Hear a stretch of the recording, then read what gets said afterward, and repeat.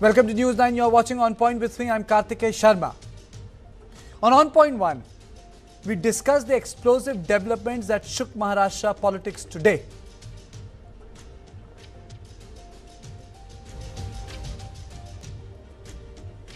On Point 2, we discussed the German Marshall Fund's latest report titled If China Attacks Taiwan, the War, the Possibilities and the Cost-Benefit Analysis. On Point 3, DRDO says Tejas Mk2 to take first flight in June this year.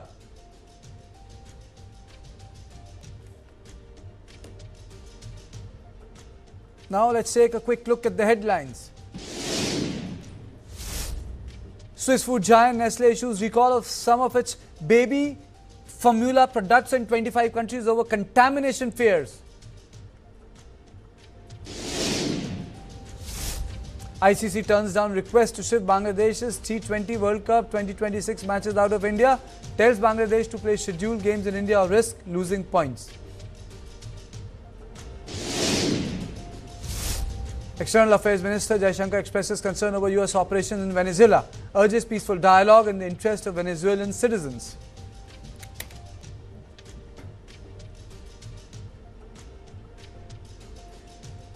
Now let's talk about politics.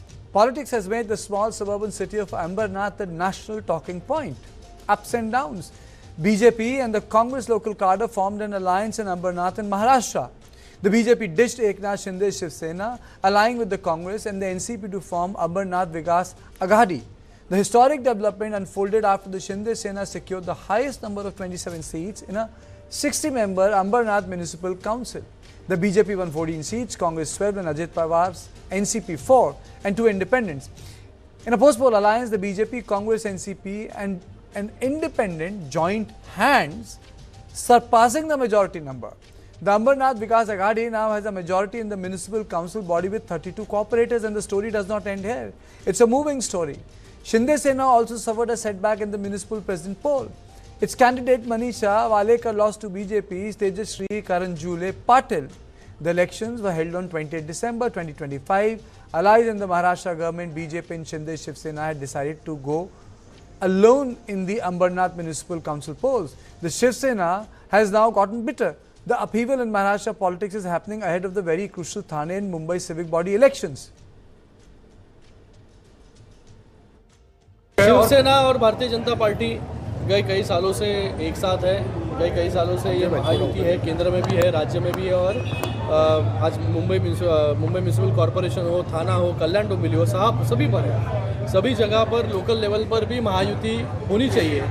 ऐसा प्रयास जो है हमारा हमेशा रहा है। नगर परिषद में युति नहीं हुई, लेकिन महानगर पालिका में मैक्सिमम जगह पर ये युति हो, क्योंकि युति के कार्यकर्ता हमेशा लोकसभा हो या विधानसभा हो एक साथ आकर काम करते हैं। Shiv Sena Shinde MLA Dr. Balaji Kinikar has called the BJP-Congress alliance an obscene coalition and accused the BJP of stabbing them in the back.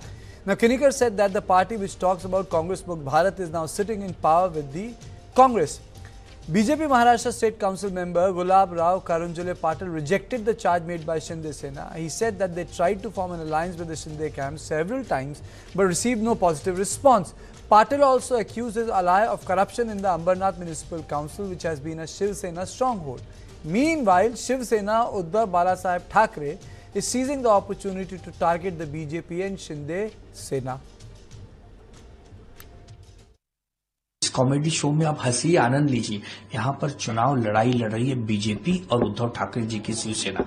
बाकी सब इसमें केवल और केवल एक रोल प्ले कर रहे हैं, इनके हाथ में कुछ नहीं है। तो ओवैसी साहब यहाँ आइए। ओवैसी साहब एक टूरिस्ट है, हैदराबाद से आते हैं, टूरिस्ट करते हैं, चले जाते। न एक उनके पास खासदार है, न आमदार है, नगर। ये क्या करने यहाँ आते हैं? केवल जहरीले बयान, ये जहर बोते हैं और भाजपाई उस जहर पर और जहर फुफकारते हैं। तो ये जो नूरा कुश्ती है ओवैसी और भाजपा और अजित पवार और शिंदे के बीच में, इससे महाराष्ट्र की जनता निजात पाना चाहती है और आने वाले समय में आपको दिखेगा। This is not all. The local BJP cadre has formed a similar alliance in Akola Municipal Council in Maharashtra, calling it the Akot Vikas Manch. It has brought together councillors from various parties. This comes after 4 AIMIM leaders defecting to BJP. This has left the Congress and Vanchit Bahujan Aghadi in the opposition, while AIMIM is left with only one councillor in Akola Municipal Council.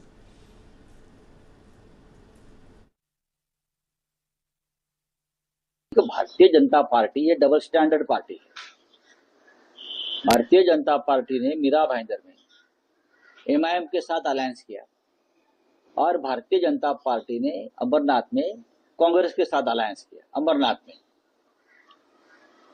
Modi ji का नारा क्या है? कांग्रेस मुक्त भारत करूंगा। और महाराष्ट्र में BJP वाले कांग्रेस के साथ अलायंस कर रहे हैं।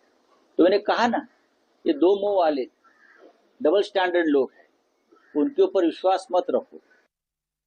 Now, tension is brewing within the Mahayuti alliance. Political corridors are buzzing. Chief Minister Devendra Fadnavis has conveyed his strong displeasure and has asked local BJP units to end their alliance with AIMIM in Akola and with the Congress in Ambernath. He has warned that action will be taken against those responsible. Fadnavis has clarified that there is no alliance with the Congress. The Maharashtra Congress leadership too has taken strict action. Congress has suspended 12 newly elected councillors in Ambernath Municipal Council. And now in a update, we are being told that these 12 councillors may join Bharatiya Janata Party. Now the issue is, what is happening in these local polls?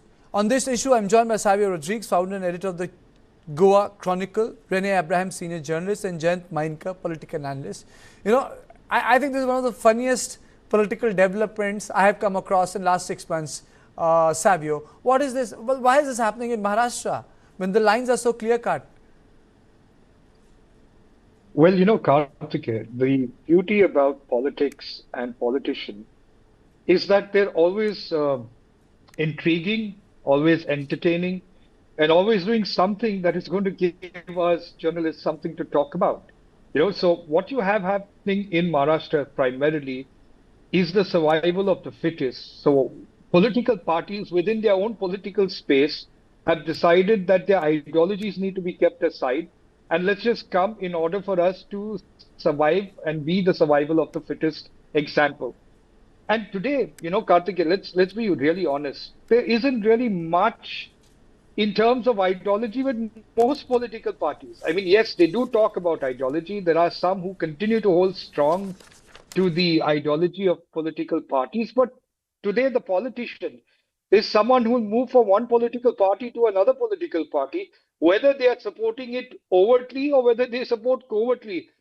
There's always going to be frictions between people within their own constituencies when there are elections going on. There are times where I can tell you with examples in Goa, we just now had the ZP elections. There have been political parties who have accused other political leaders from within their party to sabotage their chances in elections. And that's part and parcel of the political jamboree that you have in this country. But what we need to look at the end of the day as citizens and as journalists is the fact that politics over a period of time in India is changing from ideology to just necessity. And that is where it's what is troubling. Because today, political parties are aligning with people that they themselves criticized at one point of time. Yes. And then they go and they sit with them, and you know, the criticism of the past, the allegations of the past are set aside, and therefore everything is hunky-dory right now. And that is sad because, you know, at the end of the day, principles in politics is something that we have always seen for a long period of time when you had leaders of the old. But this new crop of leadership is actually changing politics purely based on necessity. Absolutely. Not ideology. Absolutely. Jayant, is it because there are too many important political players in Maharashtra which makes it really different from, say, Tamil Nadu politics or Telangana or Andhra and Odisha? You have two political parties that have broken into two different factions. And on top of it, you have now this alliance, three parties each, making multiple players present at the same place. Yeah. So, strange bedfellows is something what is common term for Indian politics which we can use since 1989, since you can say the coalition era started, which ended, we can say, at national level in 2014. But at the local level, strange bedfellows, and only who can win this race, that is something that common.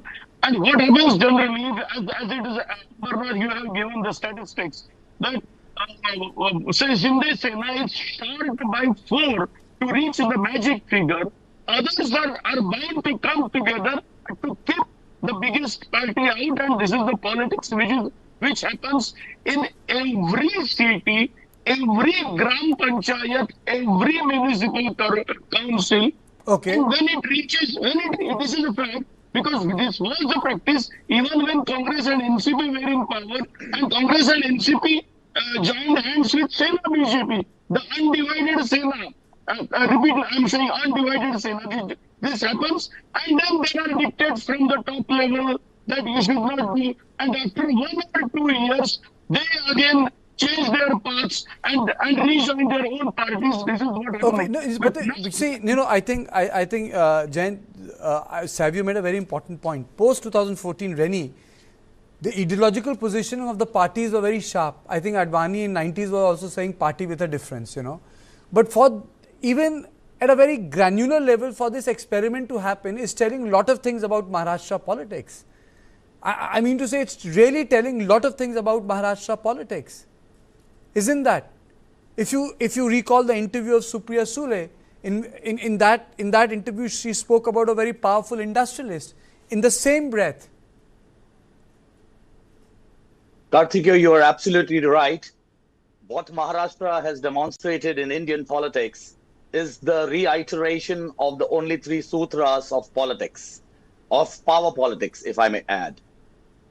Coming to power at any which cost, retaining power for the next 5 years of tenure, again at any which cost, and then returning back to power at any which cost. These are the only three sutras of politics that we see playing out in Maharashtra. Now, taking Ambernath, for instance, what I see there is the fissures within the Maha Yuti alliance comprising the BJP, the Shiv Sena led by Eknath Shinde, and the NCP led by Ajit Pawar. The fissures are out in the open. The simplest arrangement in Ambernath could have been the Eknath Shinde faction, which has the maximum seats and was short of only 4 of forming the government there in the Ambernath Municipal Council, tying up with Ajit Pawar's NCP, which had the requisite 4 councillors elected. And that would have been okay because they are in a Yuti alliance at the state level. And yet, we saw the BJP tying up with the Congress and the others. Having said that, what has become very clear today is the Chief Minister of the BJP, Mr. Devendra Fadnavis, has come out and said both these arrangements are not acceptable to the party. So what that tells you is, at the local level, there has been a desperation to get into power. I mean, that is what it exposes of the reality of politics. Nobody wants to be out in the opposition. So therefore, they are all willing to do whatever it takes to come to power and rule the roost there, even if the high command is not fully behind this plan. Savio, and that is why... Savio, do you think that there are issues between BJP and Eknath Shinde's Sena? Are there some unresolved issues? Well, I don't think this would have happened just like that. No, there are issues that will exist in any coalition, and it's not only with the Eknath Shinde Shiv Sena faction, it's also with the Ajit Pawar NCP faction, and these fissures will continue to exist. See, the reality of the situation is each political party in its own right have got their strengths and core competency, and that is the reason they decided to come together. Yes. And that is why they have such a mammoth support base and voter base in Maharashtra. So this friction is going to happen, and you know, I like Devendra Fadnavis a lot personally, because I think it requires a certain amount of aptitude to keep this coalition together. Because in all fairness, except the Eknath Shinde faction, the NCP does not have a ideological bent of mind similar to that of the BJP. You know, so you are looking at a very fine-tuned working together where everybody's interest is more important, and the interest of Maharashtra is more important, as they claim, and therefore they have come together. But these fissures are going to happen. They will need to be corrected and acted upon if they want to continue. Otherwise, you're going to have a situation that will happen a couple of months or years ahead, where the Mahayuti is going to be shaky, just like you had the India alliance shaky. That's going to happen. Savio, are we going to see much more khichdi in these Bombay polls? Upcoming polls? I don't see a lot of it in Bombay, but I certainly see in Thane.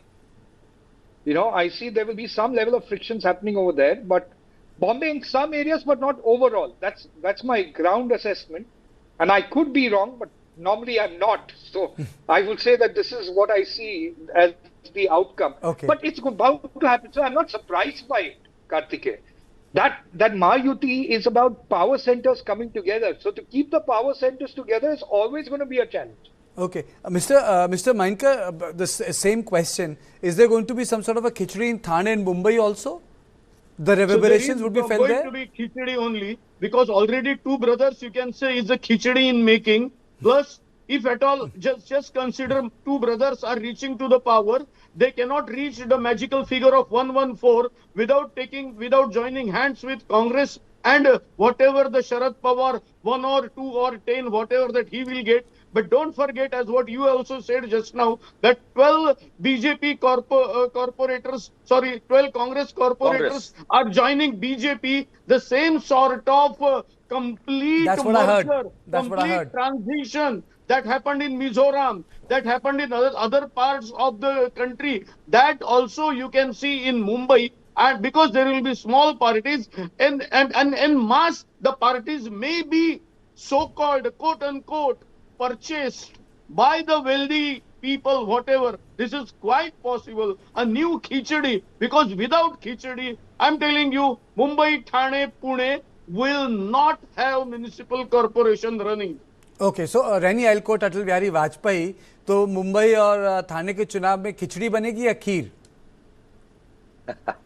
Well, the khichdi is already there in Mumbai, for example. The first controversy that broke out was at the very time of filing of nominations, where we saw how there was an effort to ensure a lot of candidates from the opposition formations were not even allowed to submit their forms. Currently, we have the State Election Department having asked for a report which has been submitted by the BMC, Brihan Mumbai Municipal Corporation Chief Bhushan Gagrani, on why that particular 3 corporator seats in South Mumbai, the most prestigious constituency, whether it's parliamentary or assembly, where these 3 corporator seats were housed, where the nominations of 12 candidates from Congress, AAP, Bahujan Samaj and RPI, they alleged that they were not allowed to, they were physically prevented from submitting their nominations on time. So the khichdi has already been overcooked before it's time to serve.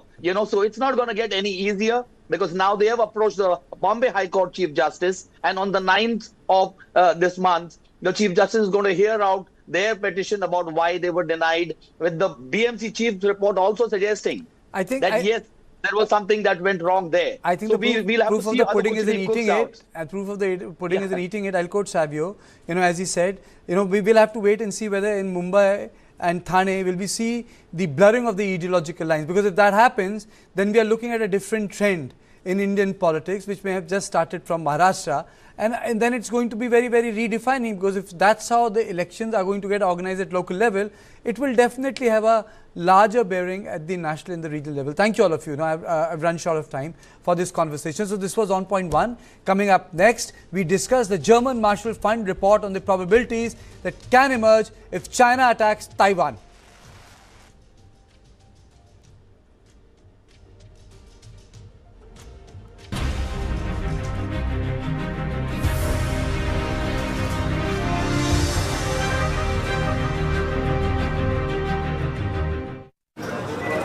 Shiv Prasad ji को बीमारी के कारण 15 बार hospital में admit होना पड़ा। Policy बाजार की team ने उनका लाखों का क्लेम अप्रूव करवाने में पूरी हेल्प की। पॉलिसी बाजार पर 1 करोड़ का हेल्थ इंश्योरेंस सिर्फ 550 रुपए महीने से शुरू।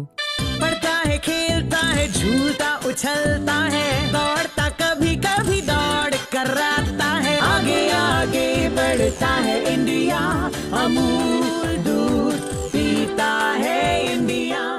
2026, take notes. Manifesting. For my little Miss Sunshine, tickles and giggles. Also want to be a biker chick this time. And year 2026, only love for my people and myself. To manifest my best life, nature's cosmic energy. Now mine, natural diamond intention pendants.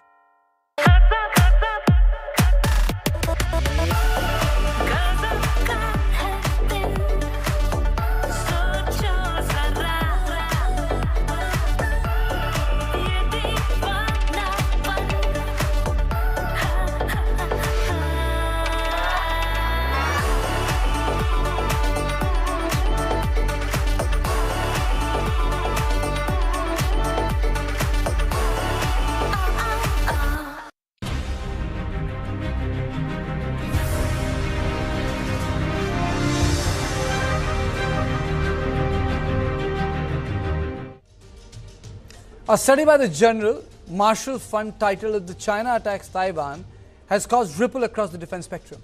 The report is about how Chinese society and state would be affected by a bloody military campaign.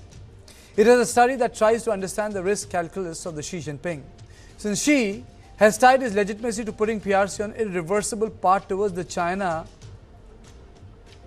of national rejuvenation, path of national rejuvenation by 2049. By unifying Taiwan with the Chinese motherland is deemed essential to the goal. The report says that the military campaign would result in economic disruption, military losses, and significant social unrest. This will have an impact on the leadership of Xi Jinping. The report looks into two scenarios.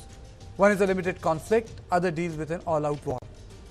Though the study does not get into the issue of trigger, all scenarios are supposed to exist between 2026 and 2030. The second scenario entails a major conflict that lasts for several months, where the United States will also be a target and eventually China will withdraw and retain control of Matsu and Kinmen Island. The report says that out of the dozen possible international responses to major war involving China, only 4 would impose what Beijing considers a high cost. The highest probability action would be freezing the assets of the Chinese leader. The other measures, forming NATO-style Asian alliance, recognizing Taiwan's independence, and signing a formal defense treaty with Taiwan, are all considered unlikely. The report also says that the global reaction would be far more restrained in the case of a limited conflict, one involving weeks of air, naval clashes, incursions into Taiwan's waters, airspace, and a quarantine of key ports. In such a scenario, most countries would likely stop at issuing travel advisories and strong public statements. Now, the entire idea of the report is that the war will have an impact on the Chinese state and the society. It will not be left untouched. The paper also suggests that because of the authoritarian structure, China may overestimate itself despite not fighting a proper war after 1976. It also underestimates the American commitment to save Taiwan. The question is, will Taiwan theatre behave differently? It's a very important story because if we look at the data, the major war we are talking about, it says that China will lose 100,000, 1 lakh soldiers. China will also lose legitimacy. China will cause also irreparable damage to the Taiwan, and Taiwan will lose roughly 50,000 men. It will also lose 50,000 soldiers. Thousands of Americans will also die. Thousands of Japanese will also die. On this issue, I am joined by Major General Rajan Kochar, Professor Swaran Singh of JNU, and Anushka Saxena, Staff Research Analyst at Indo-Pacific Studies Program, the Takshila Institution. I'll straight away go to Professor Swaran Singh. Swaran Singh, this is a sort of a gaming report that has come out by the German Marshall Funds, and it creates a very different scenario. There are two scenarios that have been created, a limited scenario and the bigger scenario. So my question is, will any conflict with China have an impact on the Chinese society, standing of Xi Jinping and the Chinese Communist Party, if I go by the report? We are, Karthikeya, assuming here that there is going to be a hot war between Taiwan and mainland China. And we are saying that this could either be limited or it could be an all-out war, which to me remains a pretty far-fetched imagination. Of course, it goes back to 2021 Senate Armed Forces Committee's hearings, when the Indo-Pacific commander, Admiral Philip Davidson, had mentioned that China is planning in 6 years to invade Taiwan. Of course, right following him, in another congressional hearing, the chairman of the Chief of Staff Committee, General Mark Milley, had clarified that China is only preparing for it and it may not actually invade. And this all goes back to that year, President Xi Jinping advancing the time for PLA to prepare ability to invade Taiwan from 2035 to 2027. That is how the story goes. And therefore, this year and next year are supposed to be repeatedly, bringing this issue forward for various simulation exercises and studies and estimates and so on. My assumption is that it will be really impossible to think of and very dangerous game to play if China is pushed. I'm saying China is pushed. China is not willing to do that, but if China is pushed for whatever reasons to actually invade Taiwan, we understand about 600,000 Chinese annually visit Taiwan. Another about nearly 500,000, not 5,000, I think 300,000 Americans visit Taiwan regularly. So the population intermingling is itself such that to then say if there are 10,000 soldiers killed, what is the number of population that will be dying on that small island? And we are assuming enormous death and destruction to lead to that kind of casualties, etc., etc. Chinese would to their ultimate, they will try to avoid any such exercise because they are waiting for whatever 12 countries are left that recognize Taiwan as a nation state to really reduce and become zero one day. And nothing will have to be done in that case. And some kind of concessional arrangements like in Hong Kong and Macau will be also extended to Taiwan. So I think it's an interesting study. Studies are also done on nuclear attacks on Delhi and Mumbai and so on. These are interesting studies and they serve some purpose, I suppose. But it can be of the propaganda effect. Professor Soren Singh, I don't undermine that possibility. But there were a couple of questions which I had. General Kocher, you see, people said that the war in Ukraine will have a direct bearing on the Russian state and society. I haven't seen that in the last 3 years.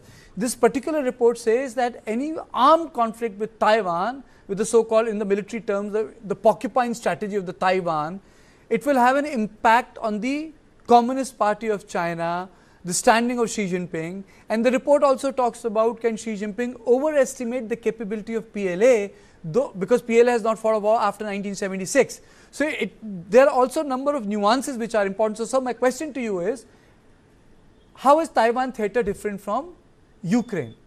Let's put that in perspective for our viewer. Okay, very interesting, because in the Ukraine, Black Sea area, Russians have suffered very heavy casualties whenever they have tried to launch invasion. Almost 20 ships they have lost there. So a difference now, you see, from mainland China to Taiwan, it's around 80 miles. So roughly you can say about